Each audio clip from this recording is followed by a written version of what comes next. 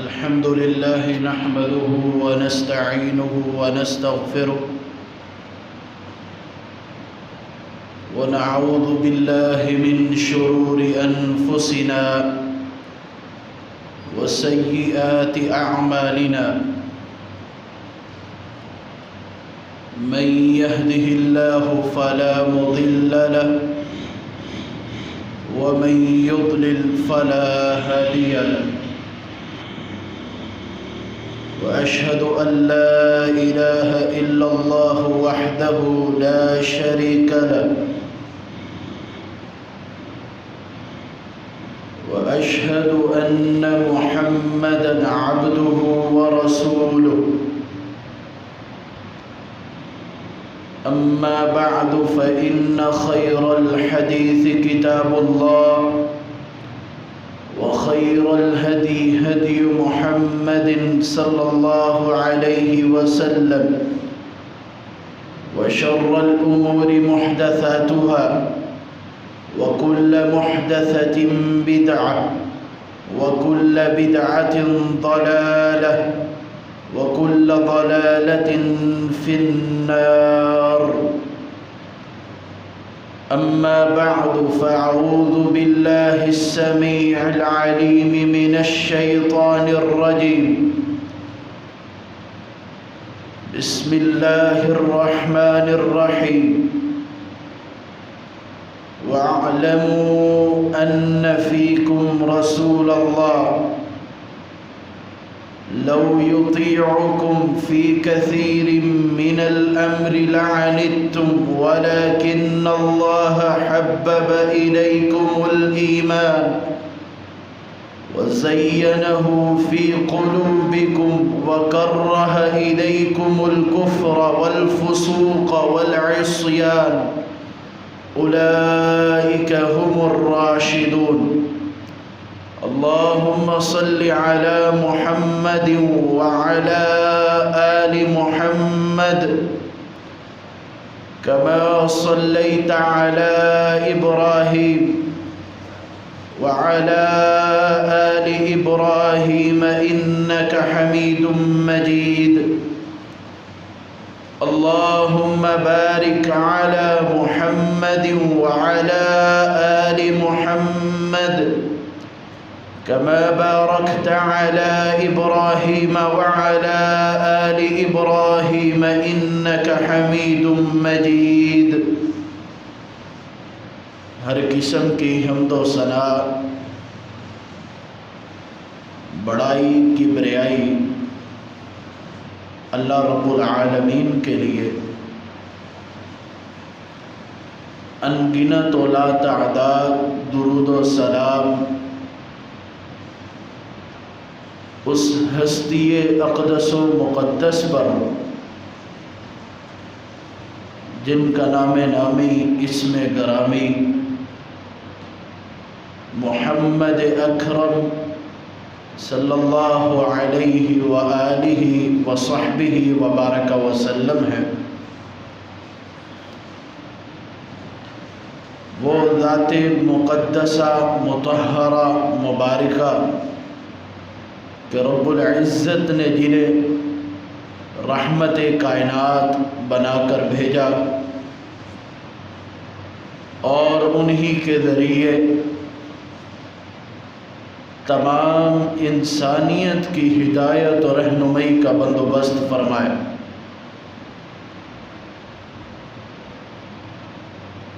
اور اللہ رب العزت نے جناب محمد الرسول اللہ صلی اللہ علیہ وسلم کو جو ساتھی دیے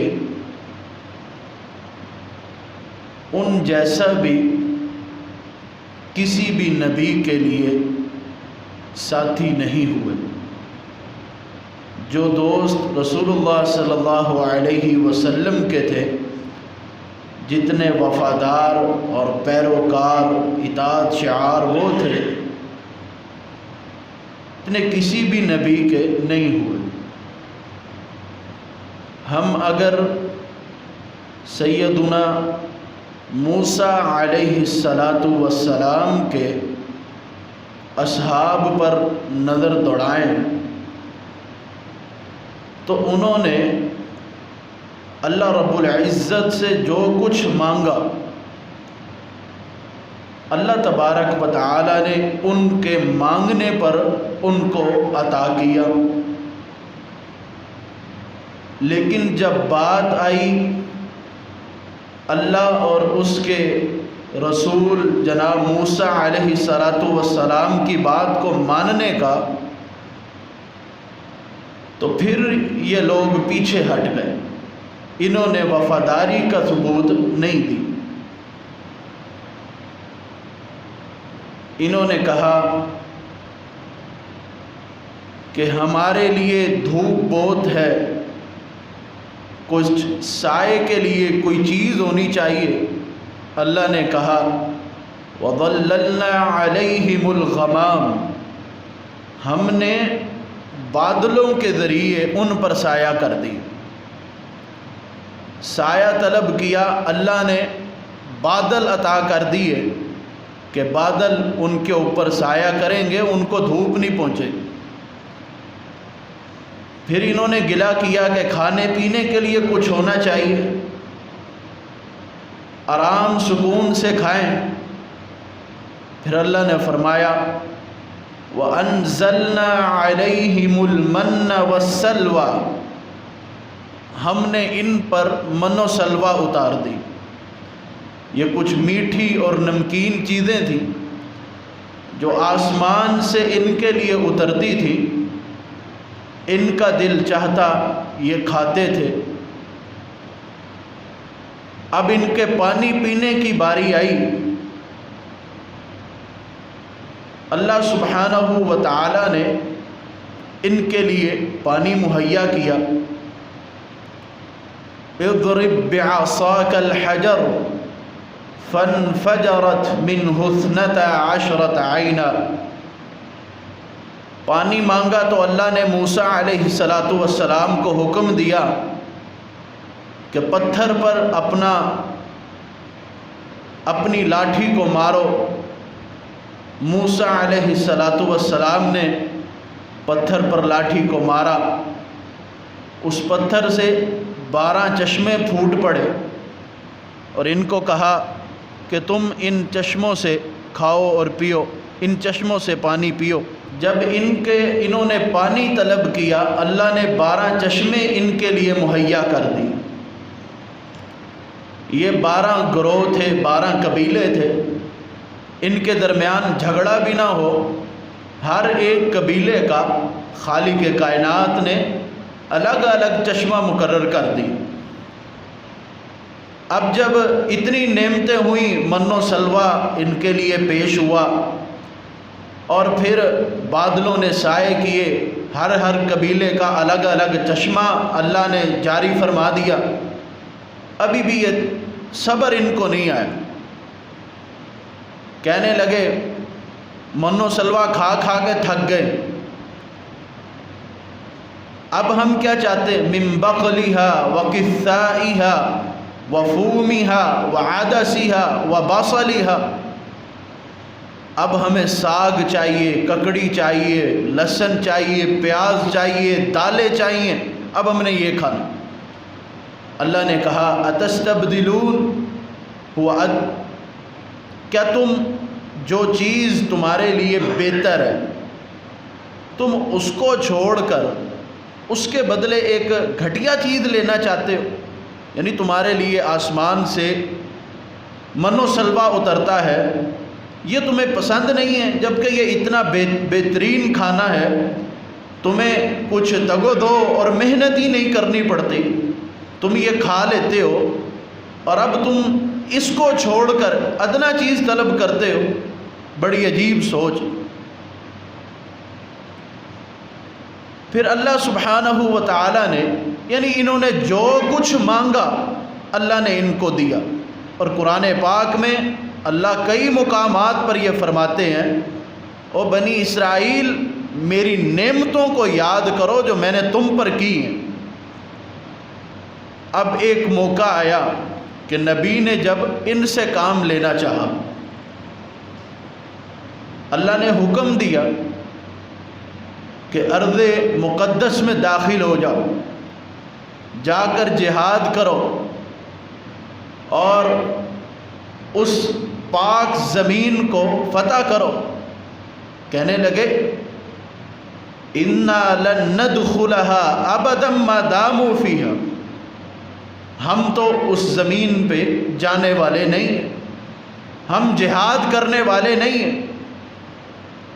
ان میں سے کچھ سمجھدار لوگ جن پر اللہ کا انعام ہوا تھا، ایک سمجھدار آدمی نے کہا کہ نبی تمہارا ٹھیک کہتا ہے کہ اس زمین میں داخل ہو جاؤ، جہاد کرو، اللہ ہمیں فتح دے گا اور ہم ہی غالب ہوں گے۔ انہوں نے کہا ایسا تو ممکن ہی نہیں، یعنی جب تک وہ لوگ جن سے ہمارا مقابلہ ہے وہ یہاں رہیں گے ہم تو وہاں نہیں جانے والے۔ فَاذْهَبْ أَنْتَ وَرَبُّكَ فَقَاتِلَا إِنَّا هَاهُنَا قَاعِدُونَ۔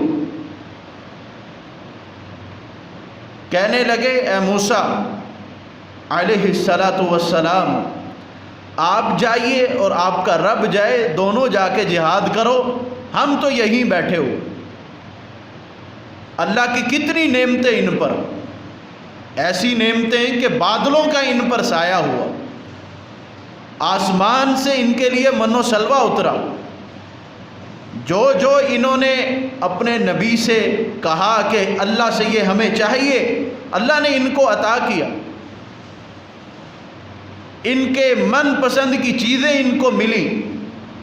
اللہ نے جب جہاد کرنے کا حکم دیا تو کہنے لگے فَاذْهَبْ أَنْتَ وَرَبُّكَ فَقَاتِلَا إِنَّا هَاهُنَا قَاعِدُونَ۔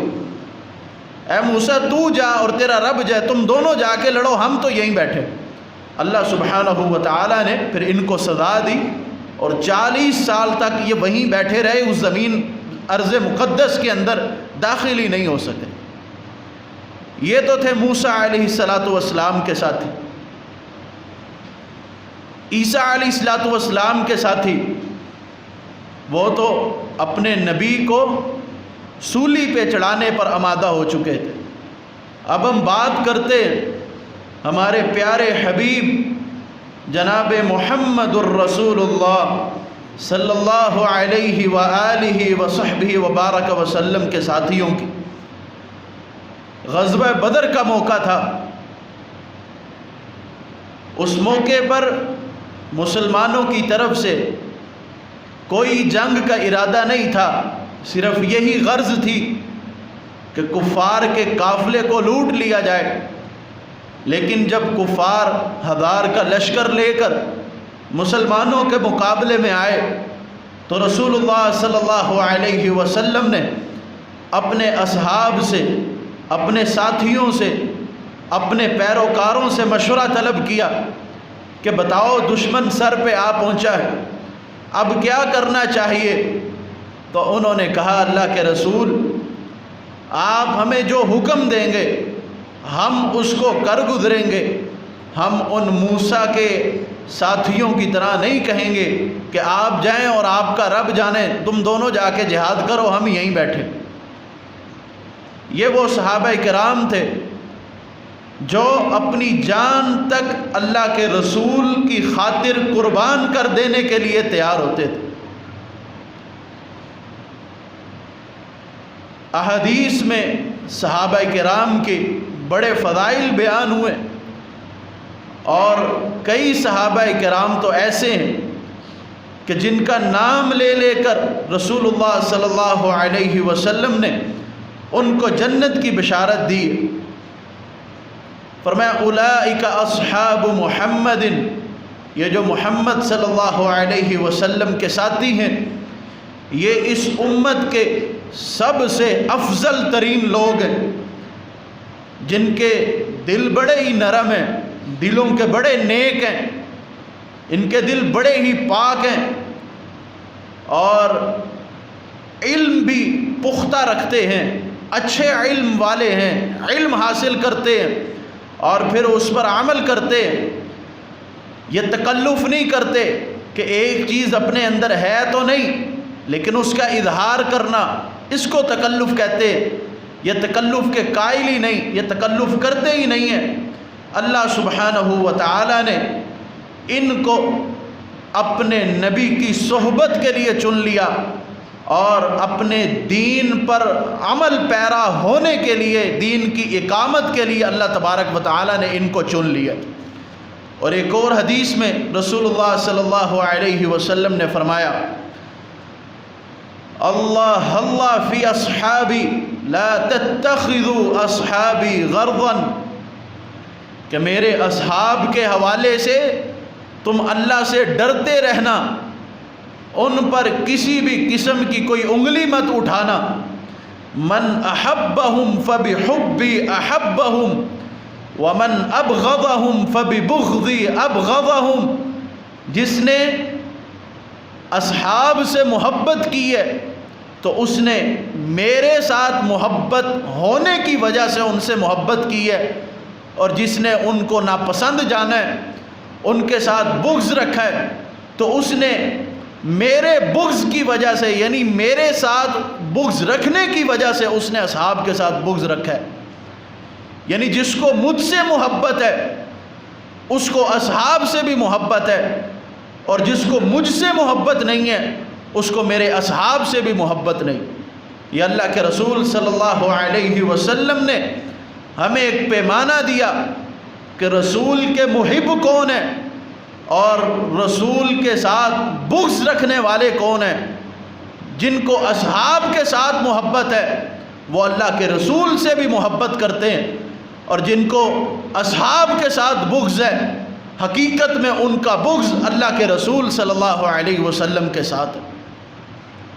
اور اسی طرح آپ نے فرمایا، وَمَنْ آذَاهُمْ فَقَدْ آذَانِي وَمَنْ آذَانِي فَقَدْ آذَى اللَّهُ وَمَنْ آذَى اللَّهُ فَيُوشِكُ أَنْ يَأْخُذَ، جس نے میرے صحابہ کو نقصان پہنچایا اس نے حقیقت میں مجھے نقصان پہنچایا ہے، اور جس نے مجھے تکلیف دی ہے اس نے مجھے تکلیف نہیں دی، اس نے اللہ کو تکلیف پہنچائی ہے۔ اور جو اللہ کے ساتھ بغاوت کرے گا تو پھر قریب ہے کہ اللہ سبحانہ و تعالی اس کو پکڑ لیں گے، اس کو عذاب کے اندر مبتلا کریں گے۔ تو سامعین محترم، صحابہ کرام سے محبت اس کو ہے جس کو رسول اللہ صلی اللہ علیہ وسلم سے محبت ہے، اور صحابہ کے ساتھ بغض اس کو ہے جس کو حقیقت میں اللہ کے رسول صلی اللہ علیہ وسلم کے ساتھ بغض ہے۔ زبان سے تو یہ دعویٰ کریں کہ ہمیں اللہ کے رسول سے محبت ہے، آپ سے پیار ہے، جب آپ سے پیار کا ہم دعویٰ کرتے ہیں تو پھر آپ کے اصحاب کے ساتھ بھی پیار کرنا یہ ہمارا حق بنتا ہے۔ اگر ہم یہ دعویٰ تو کر رہے ہیں کہ ہمیں اللہ کے رسول سے محبت ہے، تو جب اللہ کے رسول کے ساتھیوں کے ساتھ محبت نہیں تو پھر اللہ کے رسول کی محبت میں بھی ہم سچے نہیں۔ ایک شخص کی ہم اگر اپنے معاشرے میں دیکھ لیں، ایک شخص ہمیں اچھا لگتا ہے تو اس کی صحبت میں بیٹھنے والے جتنے لوگ ہیں وہ سب ہمیں پیارے ہوتے ہیں۔ ایک شخص کے ساتھ ہماری دوستی ہے اس کے دین اسلام اس کے ایمان کی وجہ سے، تو اس کی صحبت میں بیٹھنے والے جو لوگ ہوتے ہیں ہم سب کو دلی طور پر ان کے ساتھ انس ہو جاتا ہے۔ جس کو رسول اللہ صلی اللہ علیہ وسلم سے محبت ہے تو اگر وہ اپنی محبت کے اندر سچا ہے تو اس کو صحابہ کرام سے بھی محبت ہونی چاہیے۔ رسول اللہ صلی اللہ علیہ وسلم نے فرمایا، لا تسبوا اصحابی، میرے صحابی کو برا بھلا نہ کہو۔ لو انفق احدکم مثل احد ذهبا ما بلغ مد احدهم ولا نصیفا، تم میں سے اگر کوئی شخص احد پہاڑ جتنا سونا خرچ کرے اللہ کے راستے میں، احد پہاڑ آپ میں سے اکثر نے دیکھا ہوگا، جس نے نہیں دیکھا تصویروں میں بھی دیکھا ہوگا، احد پہاڑ جتنا کوئی شخص سونا خرچ کرے اور رسول اللہ صلی اللہ علیہ وسلم کا صحابی ایک مد یعنی 600 گرام جتنا اگر جو خرچ کرتا ہے تو آپ کا احد پہاڑ جتنا سونا خرچ کرنا نبی کے صحابی کے اس آدھا کلو جو خرچ کرنے کا برابر ہی نہیں ہو سکتا۔ وہ آدھا کلو جو خرچ کرے اللہ کے راستے میں اور آپ احد پہاڑ جتنا سونا خرچ کریں، دونوں برابر نہیں ہو سکتے۔ یہ فضیلت اگر ملی تو صحابہ کرام کو ملی، اور کس وجہ سے ملی؟ انہوں نے اپنی جانوں کو، اپنے مالوں کو، اپنے اہل و عیال کو اللہ اور اس کے رسول صلی اللہ علیہ وسلم کی محبت کی خاطر قربان کر دیا۔ سیدنا ابو بکر صدیق رضی اللہ تعالی عنہ جب اللہ کے رسول نے مال طلب کیا، اپنے گھر کا سارا مال لے کر آ جاتے ہیں، تو رسول اللہ صلی اللہ علیہ وسلم نے پوچھا، ابو بکر کتنا مال لے کے آئے ہو؟ بتایا، اللہ کے رسول میں اپنے گھر کا سارا مال لے کے آ گیا ہوں۔ آپ نے فرمایا، ابو بکر گھر میں بھی کچھ چھوڑا ہے کہ نہیں چھوڑا؟ تو سیدنا ابو بکر رضی اللہ تعالی عنہ فرمانے لگے، اللہ کے رسول اگر گھر میں کچھ چھوڑا ہے آپ کی اور اللہ کی محبت چھوڑ کے آئے۔ یہ ان کا ایمان تھا، یہ ان کا اطاعت و فرما برداری کا جذبہ تھا۔ آج ہمیں بھی ضرورت ہے تو اس طرح کے ایمان کی، اس طرح کے اطاعت و فرما برداری کے جذبے کی۔ ہم اگر صحابہ کرام کی سیرت پہ نظر دوڑائیں تو ہمیں کئی مثالیں ملتی۔ غزوہ خیبر کے موقع پر صحابہ کرام جب قافلہ لے کر یہودیوں کے قلعے پر پہنچے، یہودیوں نے جب دیکھا کہ مسلمان ہم پر حملہ کرنے کے لیے آئے ہیں اور قلعے کو آزاد کرنے کے لیے آئے ہیں، ہمیں یہاں سے نکال دیں گے، انہوں نے بھاگے دوڑے اور قلعے کا دروازہ بند کیا اور خود اندر داخل ہو گئے۔ اب صحابہ کرام سفر کر کے آئے ہوئے تھے، بھوک سے نڈھال تھے۔ یہودی اپنے گدھے، اس وقت گدھا حرام نہیں ہوا تھا، قلعے کے باہر چھوڑے اور ڈر کے مارے بھاگ چکے تھے۔ صحابہ کرام نے ان گدھوں کو پکڑا، ذبح کیا، ہنڈیا کو تیار کیا۔ اب جب کھانے کے لیے بیٹھے تھے تو اللہ کے رسول صلی اللہ علیہ وآلہ وصحبہ وبارک وسلم کی طرف سے ابو طلحہ انصاری رضی اللہ تعالی عنہ کو حکم ہوا، ابو طلحہ جاؤ اور جا کر لوگوں میں اعلان کرو۔ کہنے لگے، اللہ کے رسول کیا اعلان کروں؟ کہا، جا کے کہہ دو، ان اللہ ورسولہ ینہیانکم عن اللحوم الحمر الاہلیہ، اللہ اور اس کا رسول تم لوگوں کو گدھے کا گوشت کھانے سے منع کرتا ہے۔ آج کے بعد گدھے کا گوشت حرام ہو چکا۔ صحابہ کرام بھوک سے نڈھال تھے، سفر کی تھکاوٹ تھی، بھوک شدید لگی ہوئی تھی، لیکن جب اللہ کے رسول کا حکم آ گیا تو ساری کی ساری ہنڈیاں پلٹ کے رکھ۔ یہ نہیں کہا اب تو کھا لیں، مرنے والے ہیں، بھوک سے نڈھال ہیں، آگے پھر دیکھیں گے، پھر نہیں کھائیں گے۔ نہیں، جب اللہ کے رسول کا فرمان سن لیا فوراً عمل کیا۔ اسی طرح اسلام سے پہلے لوگ شراب پیا کرتے تھے، مسلمان ہو جانے کے بعد بھی ابتدا میں شراب جائز تھی، لوگ پیا کرتے تھے۔ شراب ایک ایسی چیز تھی جو اس دور میں عام تھی، اور ایک ہی بار اس کو حرام کرنا مشکل ہوتا، یعنی لوگوں کا چھوڑنا اس میں پریشانی ہوتی۔ اسلام نے سٹیپ بائی سٹیپ شراب کو حرام کیا۔ پہلے یہ حکم نازل ہوا قرآن پاک میں سورہ بقرہ میں، اللہ فرماتے ہیں یسألونک عن الخمر والمیسر قل فیہما اثم کبیر ومنافع للناس۔ شراب کی یا قباحت بیان کی کہ لوگوں کو اس میں فائدہ تو ہے، لیکن اس کا جو گناہ ہے، یعنی اس کا جو نقصان ہے وہ بہت ہی زیادہ ہے۔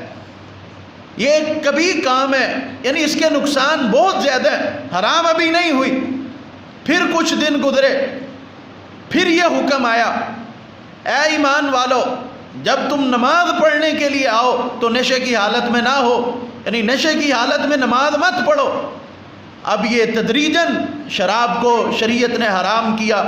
تیسرا یہ حکم ہوا، یا ایہا الذین آمنوا انما الخمر والمیسر والانصاب والازلام رجس من عمل الشیطان فاجتنبوہ لعلکم تفلحون۔ اے ایمان والو، شراب، جوا، انما الخمر والمیسر والانصاب والازلام، یہ شراب، جوا اور یہ اندازے اور فال وغیرہ نکالنا یہ سب حرام ہے۔ فاجتنبوہ لعلکم تفلحون، اس سے بچ جاؤ شاید کہ تم کامیاب ہو جاؤ۔